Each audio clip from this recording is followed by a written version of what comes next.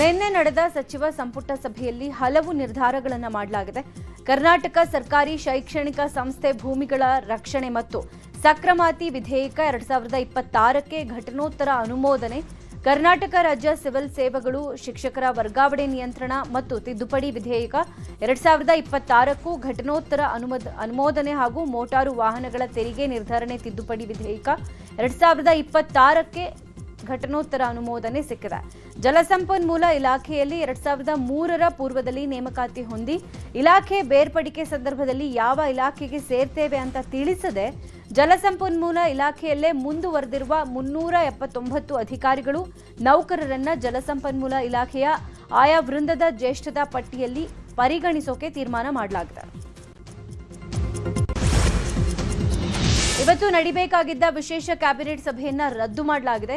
ಒಳ ಮೀಸಲಾತಿ ವಿಚಾರ ಚರ್ಚೆಗೆ ನಿಗದಿಯಾಗಿದ್ದ ವಿಶೇಷ ಸಚಿವ ಸಂಪುಟ ಸಭೆ ಇವತ್ತು ಮಧ್ಯಾಹ್ನ 12 ಗಂಟೆಗೆ ನಡೀಬೇಕಾಗಿತ್ತು. ಇದೀಗ ಏಕಾಏಕಿ ಸಭೆಯನ್ನ ರದ್ದು ಮಾಡಲಾಗಿದೆ. ಒಳ ಮೀಸಲಾತಿ ಕುರಿತು ಇವತ್ತಿನ ಕ್ಯಾಬಿನೆಟ್ ಅಲ್ಲಿ ಅಂತಿಮ ನಿರ್ಧಾರ ಕೈಗೊಳ್ಳಲಾಗುತ್ತೆ ಅಂತ ಹೇಳಲಾಗಿತ್ತು. ಆದರೆ ಸಂಪುಟ ಸಭೆಯನ್ನೇ ಮುಂದೂಡಿರುವ ಸಿಎಂ ಉಪಚುನಾವಣೆ ಬಳಿಕ ಸಂಪುಟ ಸಭೆ ನಡೆಸೋಕೆ ನಿರ್ಧಾರ ಮಾಡಿದಾರಂತೆ.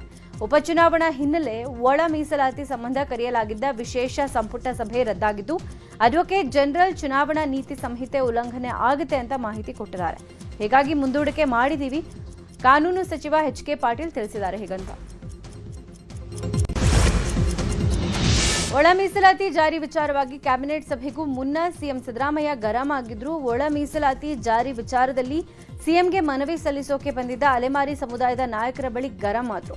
ಒಳ ಮೀಸಲಾತಿ ಹರಿಕಾರರು ನೀವೇ ಹೀಗೆ ಮಾಡಿದ್ರೆ ಹೇಗೆ ಅಂತ ಹೇಳಿದ್ದಾರೆ ನಾಯಕರು. ಇನ್ನು ನಾಯಕರ ಮಾತಿಗೆ ಸಿಎಂ ಗರಂ ಆಗಿದ್ದು, ನೀವೇ ಗೊಂದಲ ಸೃಷ್ಟಿಸಿ ನನ್ನ ಹೆಸರು ಹಾಳು ಮಾಡ್ತೀರಾ ಅಂತ ಗರಂ ಆಗಿದ್ದಾರೆ.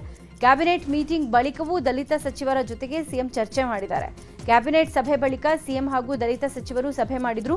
ಸಭೆಯನ್ನ ಮುಗಿಸಿ ಸಚಿವ ಸತೀಶ್ ಜಾರಕಿಹೊಳಿ, ಕೆಎಚ್ ಮುನಿಯಪ್ಪ, ಸಚಿವ ಮಹದೇವಪ್ಪ, ಪ್ರಿಯಾಂಕ್ ಖರ್ಗೆ, ಮಾಜಿ ಸಚಿವ ಆಂಜನೇಯ ತೆರಳಿದ್ದಾರೆ.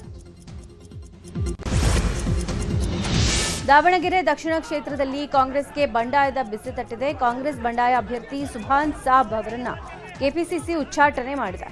6 ವರ್ಷಗಳ ಕಾಲ ಪಕ್ಷದಿಂದ ಉಚ್ಚಾಟನೆ ಮಾಡಲಾಗಿದೆ. ಇನ್ನೊಬ್ಬ ಬಂಡಾಯ ಅಭ್ಯರ್ಥಿ ಸಾದಿಕ್ ಪೈಲ್ವಾನ್ ಅವರನ್ನು ಮಾತ್ರ ಉಚ್ಚಾಟನೆ ಮಾಡಿಲ್ಲ. ದಾವಣಗೆರೆ ದಕ್ಷಿಣ ಉಪಚುನಾವಣೆಯಲ್ಲಿ ಸಮರ್ಥ ಸ್ಪರ್ಧೆ ಬಗ್ಗೆ ಶ್ರೀಶೈಲ ಜಗದ್ಗುರು ಚನ್ನಸಿದ್ದರಾಮ ಶಿವಾಚಾರ್ಯ ಸ್ವಾಮೀಜಿ ಪ್ರತಿಕ್ರಿಯೆ ಕೊಟ್ಟಿದ್ದಾರೆ.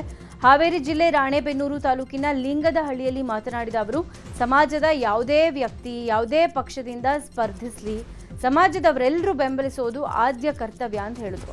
ಶಾಮನೂರು ಶಿವಶಂಕರಪ್ಪ ಸಮಾಜದ ಒಗ್ಗಟ್ಟಿಗೆ ಶ್ರಮಿಸಿದ್ದಾರೆ. ಅಖಿಲ ಭಾರತ ವೀರಶೈವ ಸಂಘವನ್ನ ಸುದೀರ್ಘವಾಗಿ ಮುನ್ನಡೆಸಿದ್ದಾರೆ. ಅವರ ಮೊಮ್ಮಗ ಈಗ ಚುನಾವಣೆಯನ್ನ ಎದುರಿಸ್ತಾ ಇದ್ದಾರೆ, ಅವರಿಗೆ ಬೆಂಬಲಿಸಬೇಕು ಅಂತ ಹೇಳಿದ್ರು.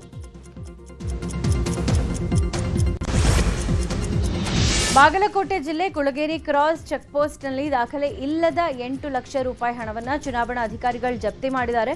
ಬಾಗಲಕೋಟೆ ಮತಕ್ಷೇತ್ರದ ಉಪಚುನಾವಣೆ ಹಿನ್ನೆಲೆ ಜಿಲ್ಲೆಯಾದ್ಯಂತ ನೀತಿ ಸಂಹಿತೆ ಜಾರಿಯಲ್ಲಿದೆ. ಬಾದಾಮಿ ತಾಲೂಕಿನ ಕುಳಗೇರಿ ಕ್ರಾಸ್ ಚೆಕ್ಪೋಸ್ಟ್ನಲ್ಲಿ ಜಪ್ತಿ ಮಾಡಲಾಗಿದೆ. ಆರ್.ಎಲ್. ನದಾಫ್ ನೇತೃತ್ವದ ಎಸ್ಎಸ್ಟಿ ತಂಡ ವಾಹನ ತಪಾಸಣೆ ವೇಳೆ ಕ್ರೇಟಾ ಕಾರ್ನಲ್ಲಿ 8 ಲಕ್ಷ ರೂಪಾಯಿ ಹಣ ಸಿಕ್ಕಿದೆ. ಬೆಂಗಳೂರು, ದಾವಣಗೆರೆ, ಹುಬ್ಬಳ್ಳಿ ಮಾರ್ಗದಿಂದ ಕಲಬುರಗಿ ಕಡೆಗೆ ಹೊರಟಿದ್ದ ಕ್ರೇಟಾ ಕಾರ್ ಜೈ ಭೀಮ್ ಶರಣಪ್ಪ ಅನ್ನುವವರಿಗೆ ಸೇರಿದ್ದು ಅಂತ ತಿಳಿದು ಬಂದಿದೆ. ಮಧ್ಯಪ್ರಾಚ್ಯದಲ್ಲಿ ನಡೀತಾ ಇರುವ ಯುದ್ಧ 28ನೇ ದಿನ ಕಾಲಿಟ್ಟಿದೆ. ಟ್ರಂಪ್ ಕದನ ವಿರಾಮದ ಮಧ್ಯೆನೇ ಇರಾನ್, ಇಸ್ರೇಲ್ ಹಾಗೂ ಅಮೆರಿಕ ವಾಯುನೆಲೆಗಳ ಮೇಲೆ ದಾಳಿ ಮಾಡ್ತಾ ಇದೆ. ಈ ಮಧ್ಯೆ ಟ್ರಂಪ್ ಇರಾನ್ಗೆ ಕದನ ವಿರಾಮಕ್ಕೆ ಒಪ್ಕೊಳ್ಬೇಕು ಅಂತ ಏಪ್ರಿಲ್ 6ರ ರಾತ್ರಿ 8 ಗಂಟೆ ತನಕ ಸಮಯ ಕೊಟ್ಟಿದ್ದಾರೆ. ಅಲ್ಲಿವರೆಗೂ ಇರಾನ್ನ ಯಾವುದೇ ಇಂಧನ ಸೌಕರ್ಯ ಹಾಗೂ ವಿದ್ಯುತ್ ಸ್ಥಾವರಗಳ ಮೇಲೆ ದಾಳಿ ಮಾಡಲ್ಲ ಅಂತ ಹೇಳಿದ್ದಾರೆ. ಇನ್ನು ಇರಾನ್ ಜೊತೆಗೆ ಮಾತುಕತೆ ನಡೀತಾ ಇದೆ, ಶೀಘ್ರವೇ ಇದಕ್ಕೆ ಫಲಪ್ರದ ಸಿಗಬಹುದು ಅಂತ ಹೇಳಿದ್ದಾರೆ. ಈ ಮಧ್ಯೆ ಹರ್ಮುಜ್ ಜಲಸಂಧಿ ಭಾರತಕ್ಕೆ ಓಪನ್ ಆಗಿದೆ. ಭಾರತದ ಹಡಗುಗಳು ಕೂಡ ಬರ್ತಾ ಇವೆ. ಅಬುಧಾಬಿ ಮೇಲೆ ಇರಾನ್ ನಡೆಸಿದ ದಾಳಿಯಲ್ಲಿ ಓರ್ವ ಭಾರತೀಯ ಸಾವನ್ನಪ್ಪಿದ್ದಾನೆ. ಇರಾನ್ ಮಾಡಿದ ಕ್ಷಿಪಣಿ ದಾಳಿಯನ್ನು ಅಬುಧಾಬಿ ತಡೆದಿದೆ. ಈ ವೇಳೆ ಕ್ಷಿಪಣಿಯ ಅವಶೇಷಗಳು ಬಿದ್ದಿದ್ದು ಭಾರತೀಯನೋರ್ವ ಮೃತಪಟ್ಟಿದ್ದು ಹಲವರು ಗಾಯಗೊಂಡಿದ್ದಾರೆ.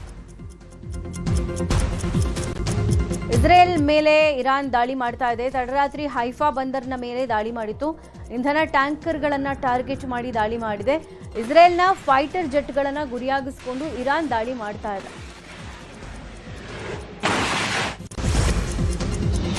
ಮಧ್ಯಪ್ರಾಚ್ಯದಲ್ಲಿ ಯುದ್ಧ ಸಂಘರ್ಷ ವಿಚಾರವಾಗಿ ಚರ್ಚಿಸೋಕೆ ಪ್ರಧಾನಿ ನರೇಂದ್ರ ಮೋದಿ ಇವತ್ತು ಎಲ್ಲಾ ರಾಜ್ಯಗಳ ಸಿಎಂ ಸಭೆ ಕರೆದಿದ್ದಾರೆ.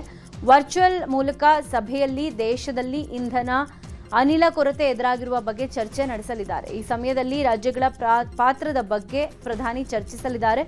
ಆದರೆ ಇವತ್ತಿನ ಪ್ರಧಾನಿ ಮೋದಿ ಸಭೆಗೆ ಸಿಎಂ ಸಿದ್ದರಾಮಯ್ಯ ಗೈರು ಹಾಜರಾಗುವ ಸಾಧ್ಯತೆ ಇದೆ. ಎಲ್ಲಾ ರಾಜ್ಯಗಳ ಆಹಾರ ಸಚಿವರನ್ನು ಮೋದಿ ಸಭೆಗೆ ಆಹ್ವಾನಿಸಿದ್ದಾರೆ.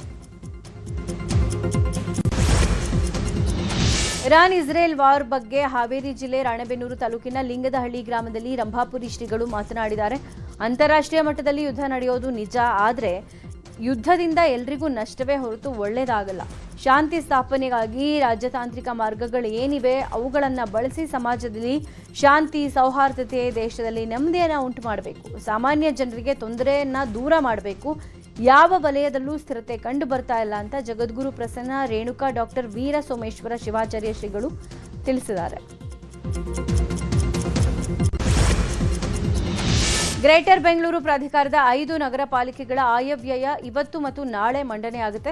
5 ನಗರ ಪಾಲಿಕೆಗಳ ಆಡಳಿತಗಾರ ಮಹೇಶ್ವರ್ ರಾವ್ ನೇತೃತ್ವದಲ್ಲಿ ಬಜೆಟ್ ಮಂಡನೆ ಆಗಲಿದೆ.